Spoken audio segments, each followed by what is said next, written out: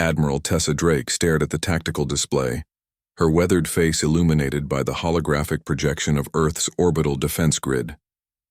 12 unidentified vessels had dropped out of hyperspace just beyond Mars, maintaining formation with military precision. The ships were massive, each one nearly 3 kilometers long with strange, curved hulls that seemed to absorb rather than reflect light. "Status report," she demanded, her voice steady despite the tension building in her chest. Lieutenant Rivera's fingers danced across his console. "No response to hails, Admiral. Energy signatures suggest weapons powering up. Their trajectory puts them on intercept with Luna Base in approximately 17 minutes. And the Galactic Council?" Drake asked, though she already suspected the answer. "Still silent, ma'am. Our representatives have been locked out of emergency session for the past 6 hours. Drake's jaw clenched. For 3 centuries, humanity had been denied full membership in the Galactic Council, kept as protectorate species, despite advancing faster than any civilization in recorded history. Now, with alien warships approaching Earth and the Council chambers barred to human diplomats, the truth was painfully clear. This was no coincidence. Alert all defense platforms, scramble the 3rd and 7th Fleets to defensive positions, and get me a direct line to General Okonkwo at Luna Base.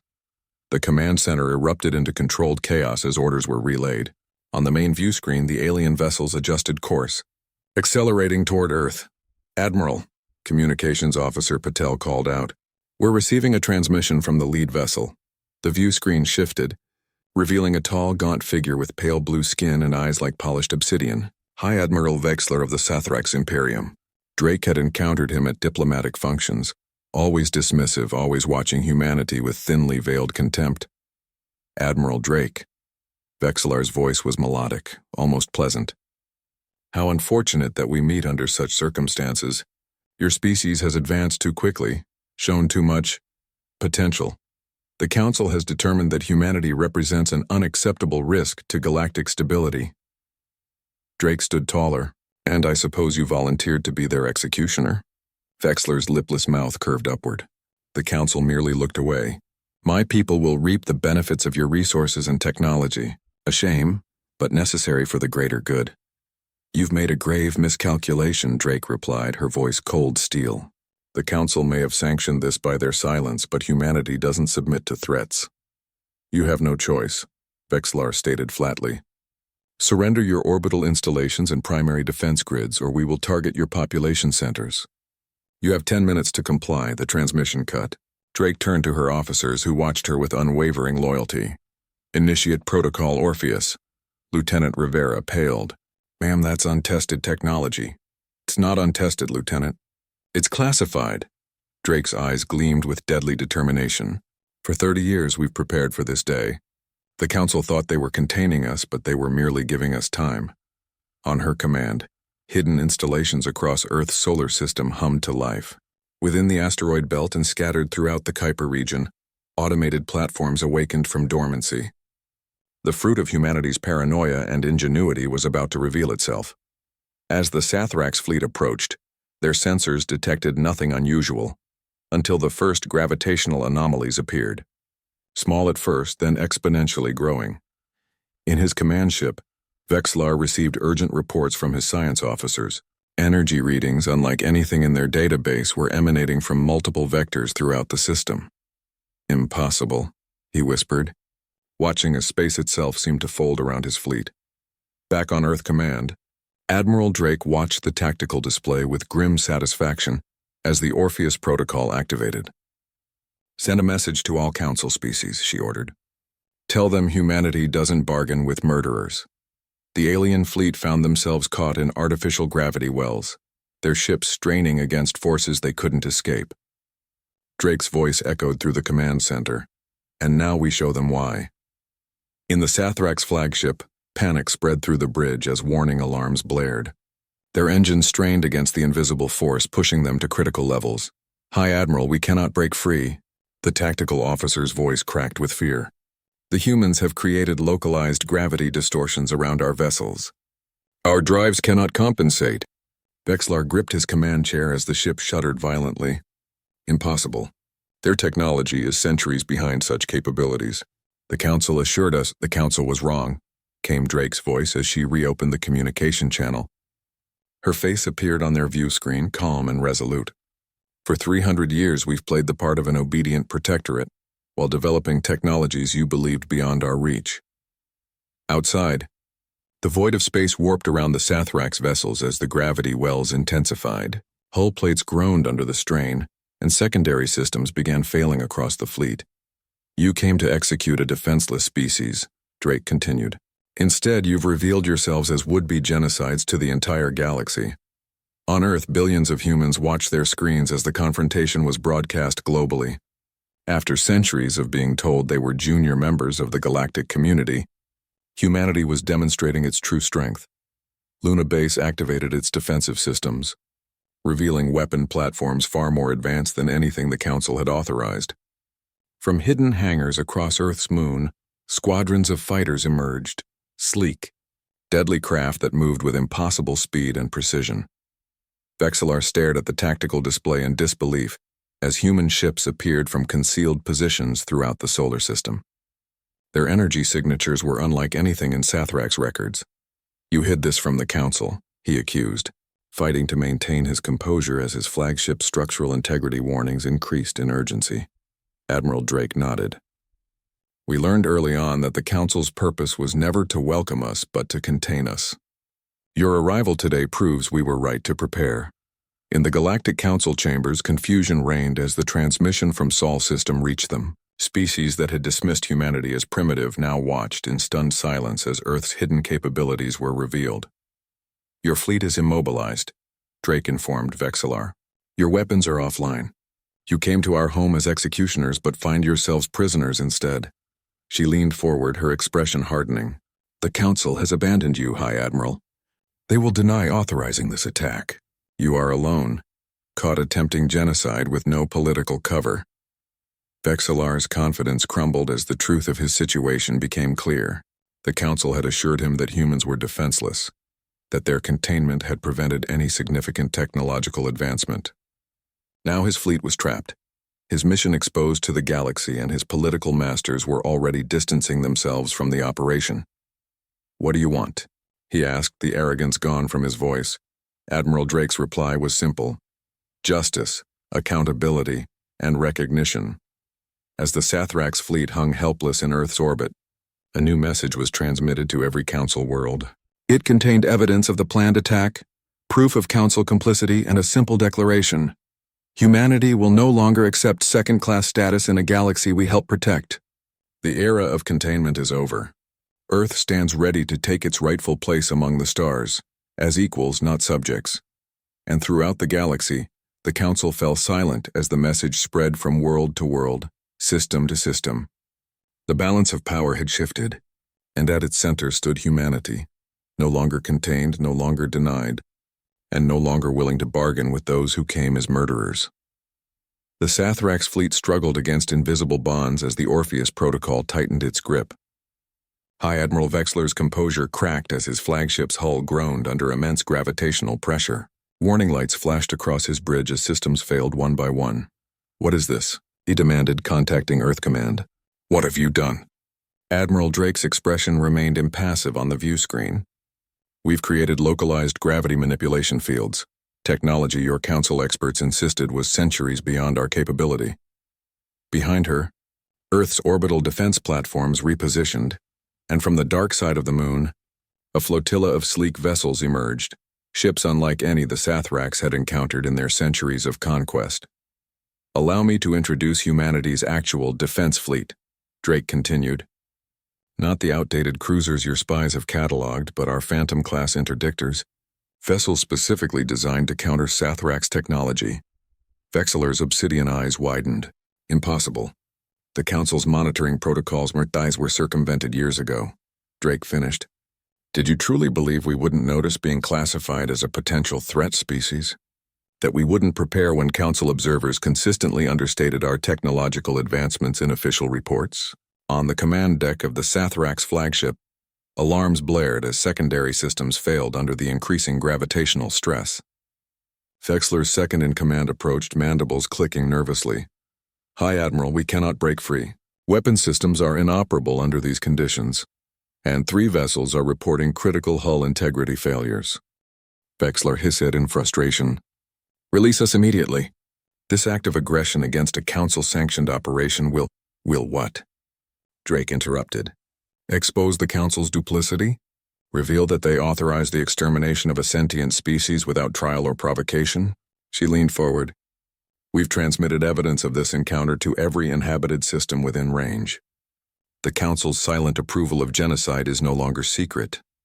Meanwhile, at the Galactic Council headquarters on Neutral Space Station Harmonious Accord, chaos erupted as the transmission reached delegates. Representatives from 200 species watched in stunned silence as the confrontation unfolded in real time. Senior Counselor Rivenar of the Tellurian Collective rose from his seat, his crystalline form shimmering with agitation. This session will come to order. I demand an explanation for these unauthorized military actions. Ambassador Darius Wilson, humanities observer to the Council, denied voting rights for 3 centuries, stepped forward. Unauthorized? How interesting that you use that word, Counselor. When 12 hours ago, I was physically barred from emergency session chambers, where this solution to the human problem was discussed. He activated a holographic display showing recorded conversations between council members and Sathrax representatives. Damning. Evidence of collusion. For centuries, you've kept humanity contained, restricted our expansion, limited our technology sharing, all while claiming to protect us as a developing species. Today reveals the truth. You fear us. Back in Earth's orbit, Admiral Drake gave the order to increase gravitational pressure on the trapped Sathrax vessels. Their hulls buckled as Earth's hidden fleet moved into attack position. Your ships are crippled, High Admiral, Drake stated. Your mission has failed. Now you have a choice to make. Vexlar, once arrogant, now struggled to maintain his dignity as his flagship's structural integrity alarms screamed around him. What choice would that be, human? Surrender and stand trial for attempted genocide, or resist and be destroyed? Unlike the Council, we offer you the courtesy of a choice. In the Council chambers, footage of the Sathrax fleet's immobilization played on massive screens. Species that had long viewed humans as primitive now whispered anxiously among themselves as Earth's hidden technological prowess became apparent. Ambassador Wilson moved to the central speaking platform, a position he had never been permitted to occupy before. For 3 centuries, humanity has played the role assigned to us, the grateful protectorate, the developing species in need of guidance, all while the Council systematically worked to ensure we would never reach our full potential. He gestured to the screen showing the trapped Sathrax fleet. Today's events prove 2 things. First, that the Council has been lying about our capabilities, and second, that certain Council members were willing to authorize genocide rather than accept humanity as equals. Counselor Rivenar's crystalline body flashed with angry patterns. These accusations are outrageous. The Council never authorized. Then explain why Ambassador Wilson was physically prevented from attending yesterday's emergency session, interrupted Tilari of the Ashradian Republic, a council race known for their commitment to ethical governance. Explain why Sathrax battle groups were allowed to enter Sol system without triggering council defense protocols. As more council representatives joined the debate, divisions became apparent. Races that had suffered similar containment policies began openly questioning the leadership's motives. In orbit around Earth, the human fleet maintained its position around the trapped Sathrax vessels. Lieutenant Rivera approached Admiral Drake with an urgent report. Admiral, we're detecting unusual energy signatures at the edge of the system. Possible reinforcements for the Sathrax. Drake nodded grimly. As expected. Extend the Orpheus protocol coverage to those coordinates. Prepare second-wave countermeasures. But what emerged from hyperspace wasn't Sathrax reinforcements. 3 massive vessels bearing the neutral insignia of the Ashradian Republic, the merchant-focused Venlil Consortium, and the ancient Doraxian Guardians appeared. Council races known for their ethical stands against aggressive expansion. Earth Command. This is Protector Captain Niraj of the Ashradian Republic, came the transmission. We represent a coalition of council races opposed to the sanctioned aggression against humanity. We offer assistance and witness to these proceedings. Drake exchanged glances with her senior staff before responding. Your offer is appreciated, Protector Captain, but unnecessary. The situation is contained. With respect, Admiral, Neeraj replied. We are not here for tactical support. We are here to ensure the Council cannot deny what has transpired. Our presence makes this an official multi-species observation mission. Understanding dawned on Drake's face.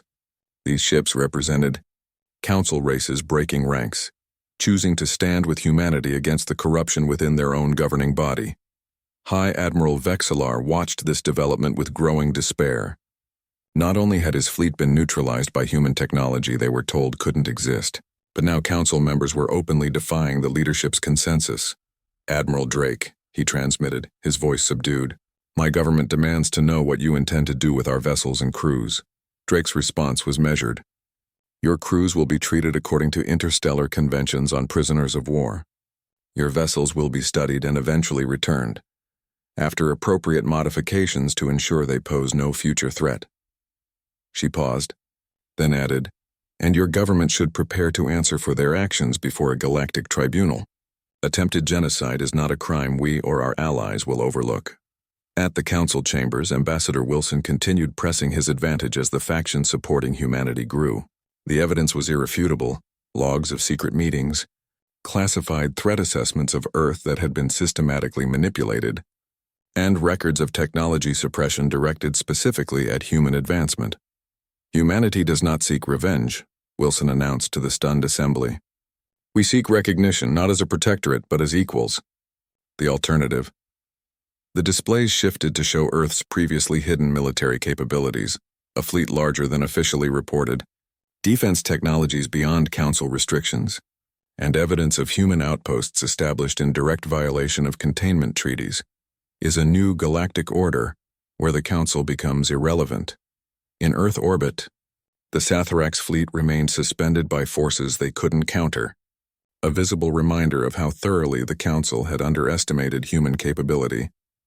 High Admiral Vexlar, once the instrument of planned genocide, now served as unwilling testimony to a failed strategy of suppression.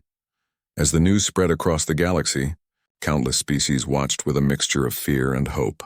The balance of power that had defined galactic politics for millennia was shifting before their eyes.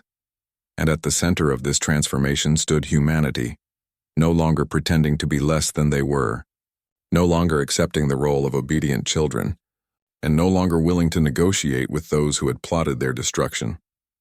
The Galactic Council chambers had never witnessed such discord. The massive amphitheater, designed to foster harmony among the 200-member species, now resembled a battlefield of accusations and denials. Delegates shouted across the chamber, ancient alliances fractured, and security forces stood nervously at every entrance. Ambassador Wilson stood at the center, unflinching as delegates hurled questions and threats. Behind him, a continuous feed displayed the Sathrax fleet immobilized by Earth's gravity technology, alongside documented evidence of the Council's secret deliberations. For 3 centuries, Wilson's voice carried throughout the chamber, humanity has abided by your restrictions. We've watched as species who achieved spaceflight centuries after us were granted full membership, while we remained protectorates. We've complied with your technology embargoes and territorial limitations. He gestured to the evidence displays. All while you planned our extinction. Senior Counselor Rivenar's crystalline form flashed with angry light patterns. These accusations are outrageous. The Council never authorized military action against Earth. Yet you conveniently excluded human representatives from the emergency session where the Sathrax operation was discussed, Wilson countered. And our evidence shows 7 Council races provided tactical support for this containment operation, your euphemism for genocide. From the diplomatic section, Ambassador Talari of the Eshradian Republic rose. Her species, known for their unwavering commitment to truth, commanded immediate attention. The human speaks facts, Kong. Her melodic voice resonated through the chamber. I was present when Counselor Rivenar suggested that the human problem required decisive resolution. When I objected, my delegation was informed the matter was outside our jurisdiction. Murmurs spread through the assembly as more delegates came forward with similar accounts. The Council was fracturing before everyone's eyes. Back at Earth, Admiral Drake maintained the gravitational prison around the Sathrax fleet while preparing for potential reinforcements. Intelligence suggested the Sathraks would not have acted without contingency forces. Admiral, Lieutenant Rivera reported, the Allied vessels from the Eshradian Republic, Venlil Consortium and Duraxian Guardians, have taken position alongside our fleet. They're broadcasting their presence on all Council frequencies. Drake nodded. Good. Their witness makes it impossible for the Council to deny what happened here. The main view screen activated, showing a secure transmission from Ambassador Wilson at the Council chambers. His expression was grim but determined. Admiral, the Council is in chaos. Several delegations have walked out in protest. Others are demanding access to classified records of all containment policies. How long can you maintain the Orpheus Protocol? Indefinitely, Drake replied. The system was designed for sustained operation. The Sathraks aren't going anywhere until we allow it. Wilson nodded. Perfect, I'm about to present our terms. The evidence of their planned genocide has shifted the balance of power, but we need to move quickly before they can regroup. As the transmission ended, Drake turned to her staff. Begin Phase 3. It's time to show them exactly what humanity is capable of. Throughout Earth's solar system, hidden installations activated, not weapons this time, but communication nodes of unprecedented power. The quantum entanglement network, technology believed impossible by Council scientists, linked human outposts across 12 star systems, all established in secret during the centuries of containment. At the Council chambers, delegates watched in stunned silence as the extent of human expansion appeared on their displays. Earth hadn't been contained. It had been building a shadow civilization beyond Council monitoring. Impossible, whispered Councillor Rivnar, his crystalline form dimming with shock. These star systems are beyond your authorized development zone. Ambassador Wilson smiled thinly. The Council's fundamental mistake was believing that restriction breeds compliance. For humans, it breeds innovation. He stepped forward, activating a comprehensive display of human technological achievements, all developed in defiance of Council limitations. For 3 centuries, you believed you were evaluating our readiness for membership. In truth, we were evaluating whether your Council deserved to exist in its current form. The chamber fell silent as the implications became clear. Humanity wasn't begging for acceptance, they were dictating terms. We propose a reformed Council, Wilson continued. One based on equal representation, rather than technological hierarchies. One where developing species are assisted, not suppressed. One where transparency is mandatory, not optional. Several elder species representatives rose in protest, their voices overlapping in outrage. You cannot dictate terms to this body. This is extortion. Earth remains under Council jurisdiction. Wilson waited for the protest to subside before responding. Earth is offering the Council a chance to evolve rather than collapse. The current system has maintained peace through inequality, forcing emerging species into protectorate status while established powers divide resources among themselves. He activated a historical display showing 3 centuries of human development compressed into a visual timeline, technological leaps, social adaptations, and military innovations that had occurred despite Council restrictions. Humanity advanced not because of Council guidance, but despite active suppression. How many other species have you similarly contained? How much potential has been wasted to maintain your power structure? The chamber erupted in shouted questions and accusations as species that had accepted subordinate roles for millennia began challenging their position. The foundation of galactic governance was shifting beneath them. Back in Earth orbit, Admiral Drake watched as the trapped Sathrax fleet attempted to transmit distress signals, efforts easily blocked by Earth's defense systems. High Admiral Vexlar had gone silent, likely conferring with his government about their rapidly deteriorating position. Admiral, Communications Officer Patel reported, "We're receiving a diplomatic request from the Sathrax homeworld." Bypassing Vexlar's command, Drake raised an eyebrow. "Put it through." The view screen revealed a different Sathrax, older, adorned with ceremonial markings indicating government authority. Prime Director Koltar, the civilian leader of the Sathrax Imperium. "Admiral Drake of Earth," the Sathrax leader began, his tone formal but lacking Vexlar's arrogance. "Recent events have revealed miscalculations in our approach to human containment." "Miscalculations?" Drake repeated coldly. "You sent a fleet to exterminate my species." A regrettable decision based on flawed council intelligence, Koltar replied. The Sathrax Imperium is prepared to negotiate separate peace terms with Earth, independent of council oversight. Drake exchanged glances with her senior staff. The Sathrax were breaking ranks, trying to save themselves as the council alliance crumbled. Your government authorized genocide, Prime Director. Peace terms would begin with unconditional surrender of all Sathrax, forces in our system, and reparations for the unprovoked act of aggression. Koltar's mandibles clicked in what Drake recognized as a gesture of acquiescence. These terms are acceptable. The Sathrax Imperium formally withdraws from the Council Alliance and accepts responsibility for our actions against Earth. At that moment, High Admiral Vexlar requested to join the transmission. His once proud demeanor now subdued. My government has ordered me to surrender, he announced, mandibles clicking in shame. I comply with their directive. The admission sent shockwaves through the monitoring council chambers.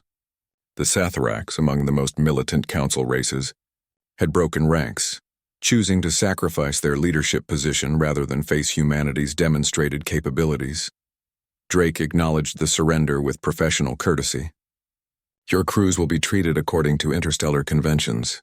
Your vessels will be impounded until formal peace agreements are established. As the transmission ended, Drake received an encrypted message from Ambassador Wilson. Phase 4 authorized. Throughout the solar system, Earth's hidden installations powered up fully, revealing the true extent of human technological advancement. The quantum network expanded, connecting not just human outposts but offering links to allied council races who had stood with Earth.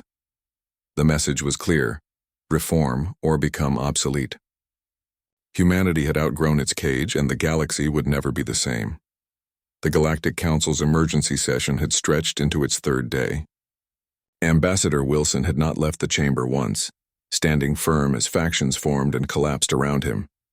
The human delegation, previously relegated to observer status, now commanded the central podium as delegates from 200 species watched with a mixture of fear, respect, and resentment. We have prepared a comprehensive proposal for council reform, Wilson announced, his voice showing no fatigue despite the marathon session. The document has been transmitted to all member species. On countless worlds, government officials reviewed the human proposal with growing astonishment. Rather than demands for reparations or punitive measures against the conspirators, Earth offered a framework for genuine equality, a restructured council where technological advancement and military strength would no longer determine a species' voting power. In Earth orbit, Admiral Drake maintained the gravitational containment of the Sathrax fleet, now with the assistance of allied council vessels. The show of force had evolved into a symbolic standoff that the entire galaxy watched. Admiral, Communications Officer Patel interrupted. Incoming transmission from Luna Base. General Okonkwo reports that 17 additional council vessels have arrived at the edge of our system. Drake frowned. Identification? Mixed signatures. Representatives from races we've never directly contacted. The main view screen activated, revealing a diverse collection of beings, representatives from species traditionally excluded from council leadership positions. Their spokesperson, a diminutive being with iridescent scales and compound eyes, addressed Drake formally. I am Coordinator Zill of the Peripheral Alliance, council races who have suffered similar restrictions to humanity. We come to witness and support Earth's stand against systemic discrimination. This unexpected development was simultaneously transmitted to the council chambers, where Ambassador Wilson allowed himself a small smile. The galaxy was choosing sides and the old power structure was crumbling. Senior Counselor Rivenar, now fighting for political survival, attempted one final gambit.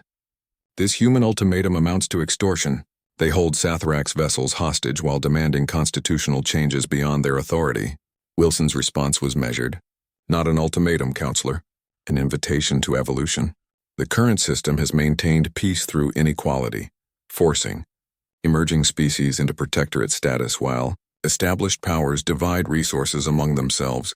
He activated a historical display showing 3 centuries of human development compressed into a visual timeline, technological leaps, social adaptations, and military innovations that had occurred despite council restrictions. Humanity advanced not because of council guidance, but despite active suppression. How many other species have you similarly contained? How much potential has been wasted to maintain your power structure? The chamber erupted in shouted questions and accusations as species that had accepted subordinate roles for millennia began challenging their position. The foundation of galactic governance was shifting beneath them. At that moment, High Admiral Vexlar requested direct communication with both Earth Command and the Council. His once proud demeanor had given way to grim resignation. "My government has officially withdrawn from the Council alliance," he announced, mandibles clicking in what his species recognized as profound shame. "The Sathrax Imperium formally accepts responsibility for our actions against Earth." The admission sent shockwaves through the assembly.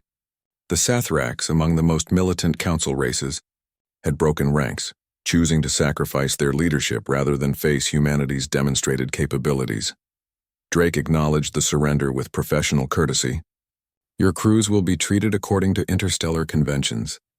Your vessels will be impounded until formal peace agreements are established."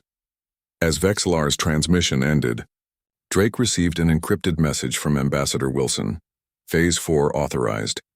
With this confirmation, Drake gave the order that would irreversibly change humanity's position in the galaxy. Activate the Prometheus Array. Across Earth's solar system, hidden installations powered up. Not weapons this time, but communication nodes of unprecedented power. The Quantum Entanglement Network, technology believed impossible by Council scientists, linked human outposts across 12 star systems, all established in secret during the centuries of containment. In the Council chambers, delegates watched in stunned silence as the extent of human expansion appeared on their displays. Earth hadn't been contained. It had been building a shadow civilization beyond Council monitoring. Ambassador Wilson delivered the final revelation. "For 3 centuries, you believed you were evaluating our readiness for membership. In truth, we were evaluating whether your council deserved to exist in its current form." The message was clear: reform or become obsolete. Humanity had outgrown its cage, and the galaxy would never be the same. As this revelation spread across Council worlds, reactions varied dramatically. Elder species that had benefited most from the hierarchical structure mobilized their diplomatic corps to preserve their privileges. Younger species, seeing opportunity in human-led reforms, pledged support for the new framework. On Earth, global communications networks broadcast continuous updates as humanity collectively realized their true position in the galaxy. For generations, they had believed themselves newcomers to an advanced galactic community. Now they understood they had been deliberately held back. Admiral Drake's secure channel chimed with an incoming transmission from an unexpected source, the Arcturian Collective, one of the eldest council races, known for their technological supremacy and minimal interaction with younger species. "Admiral Drake," the Arcturian representative began, their holographic form shifting through multiple color patterns. "Our oversight committee has analyzed your Prometheus array. Most unexpected capabilities." Drake maintained a neutral expression. "The Arcturians have always kept their distance from humanity. Why contact us directly now?"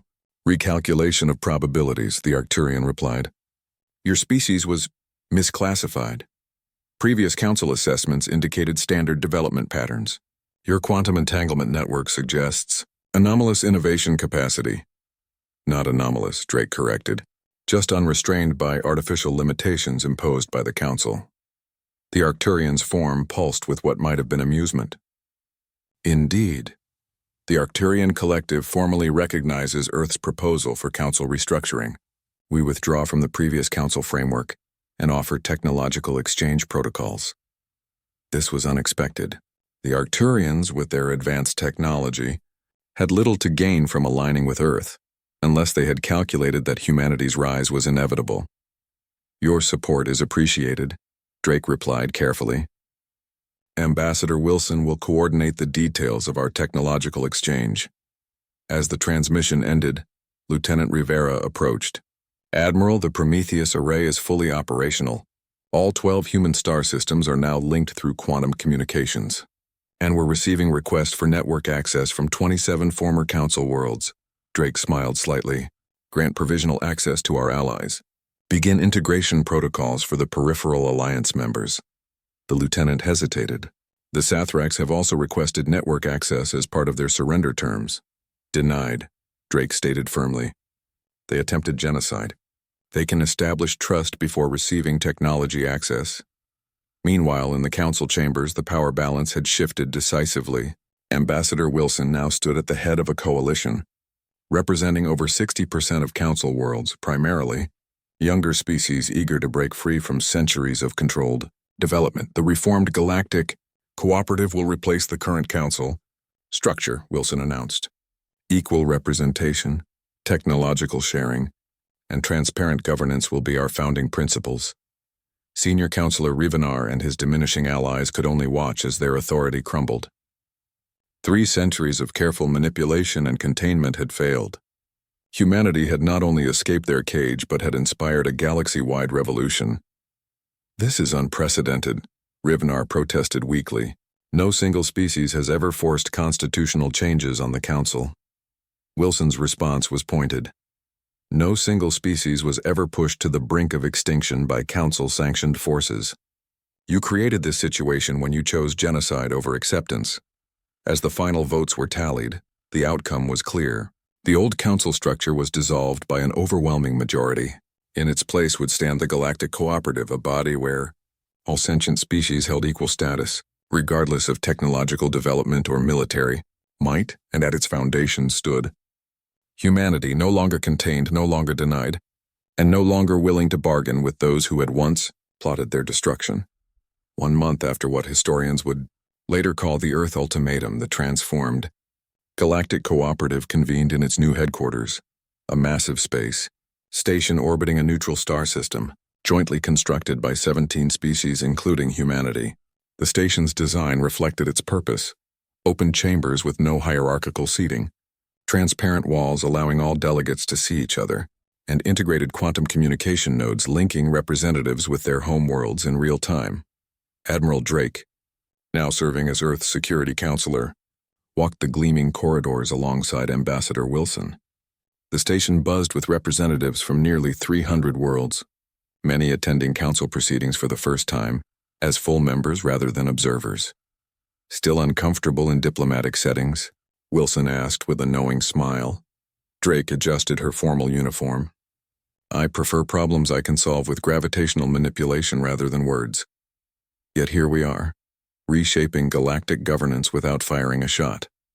Without firing many shots, Drake corrected. The Sathraks would argue there was some shooting involved. They entered the central chamber, a vast improvement over the hierarchical amphitheater of the old council.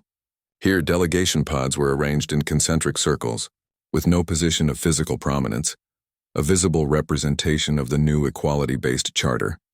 Senior Counselor Talari of the Ashradian Republic, elected as the first facilitator under the reformed system, called the historic session to order. Today marks the inauguration of the Galactic Cooperative. Her melodic voice carried to all delegates.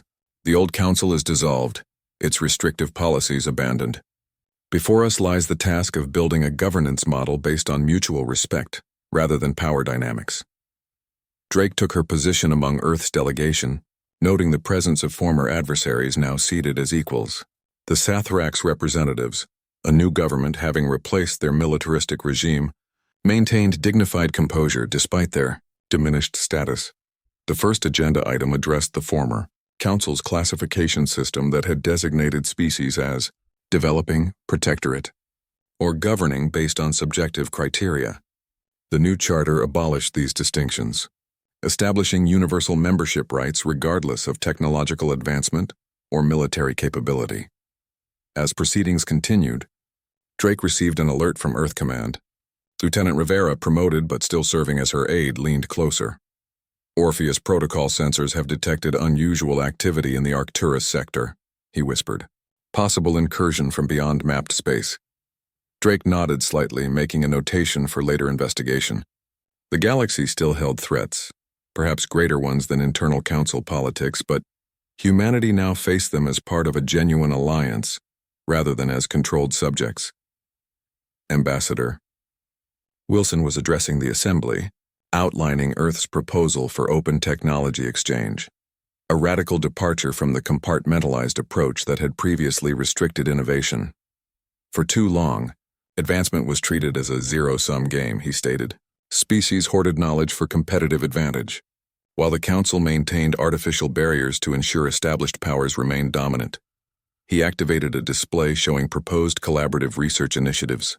Earth offers its quantum entanglement communication network as the foundation for a new galactic infrastructure, connecting all member worlds with instantaneous communication regardless of distance. The proposal generated excited discussion throughout the chamber. Technology that most species had been told was theoretically impossible was now being offered as a public resource. During a recess, Drake found herself approached by an unexpected figure, former High Admiral Vexlar, now serving as a scientific advisor to the new Sathrax government. Admiral Drake, he acknowledged with formal respect. I must inquire, how long had humanity possessed gravity manipulation technology before our confrontation? Drake studied the alien who had once threatened Earth with annihilation. 57 years. We developed it shortly after joining the Council as protectorates. And your quantum network? 83 years, though the current iteration is only 12 years old. Vexlar's mandibles clicked in what Drake had learned was an expression of profound surprise. The Council's assessments were not merely incorrect, they were delusional. The old Council's fundamental mistake, Drake replied, was assuming that restriction breeds compliance. For humans, it breeds innovation. As the session resumed, Drake's secure communication device alerted her to an urgent message from Earth Command. She discreetly reviewed the data. The anomalies in the Arcturus sector had intensified. Long-range sensors detected what appeared to be massive objects moving at sublight speed toward the borders of cooperative space. Drake quietly left her seat, moving to a private communication chamber. Activating the quantum link to Earth Command, she found General Okonkwo waiting. Tell me about the Arcturus readings, she demanded without preamble. The general's expression was grave. 23 objects, each approximately 8 kilometers in length. They're maintaining formation and adjusting course to avoid established transit routes. Their energy signatures don't match any known species. First contact scenario? Possibly. Or something worse. They're deliberately avoiding detection by standard sensors. We only spotted them because of the Orpheus grid extensions.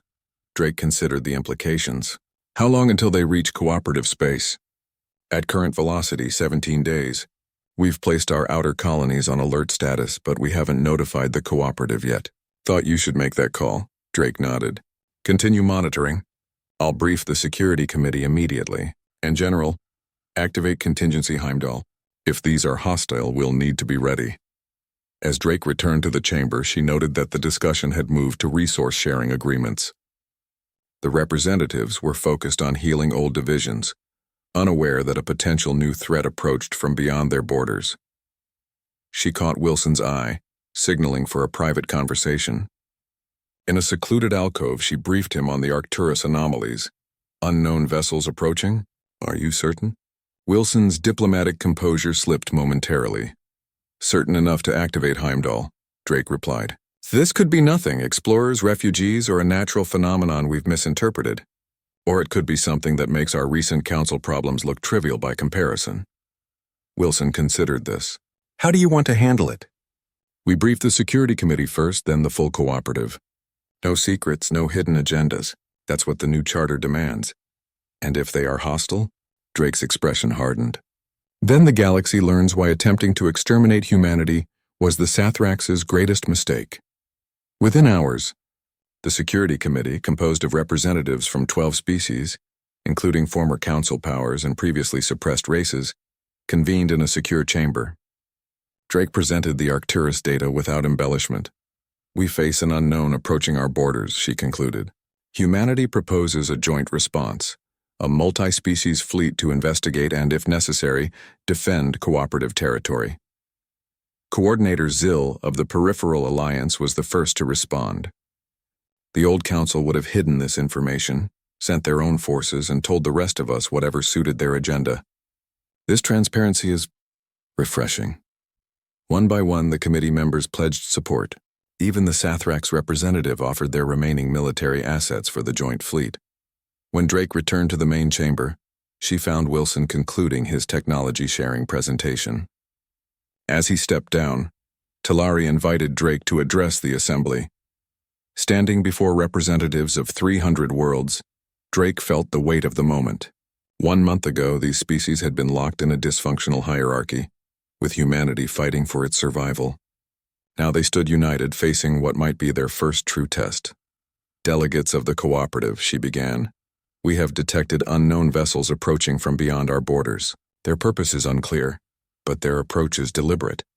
She activated a display showing the Arcturus anomalies.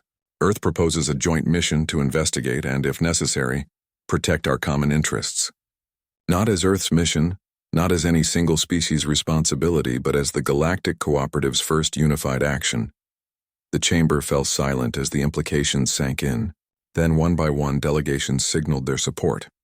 As the session concluded, Drake stood at the station's observation dome, looking out at the assembled ships from dozens of worlds, vessels that weeks ago might have been enemies, now preparing for a joint mission. Lieutenant Rivera joined her. "The joint fleet will be ready in 48 hours, Admiral." "Command structure approved by all participants," Drake nodded. "Good, and Heimdall?" "Fully operational. If these visitors have hostile intentions, they'll find us prepared." As Drake watched the fleet preparations, she reflected on how quickly the galaxy had transformed. The Council's attempt to eliminate humanity had instead created something unprecedented, a genuine alliance of equals, bound not by fear or dominance but by mutual respect. And somewhere beyond charted space, ancient eyes turned toward the sudden flourishing of communication and energy signatures from the Milky Way, watching with interest as the galaxy's disjointed civilizations transformed into something more formidable, something worth testing.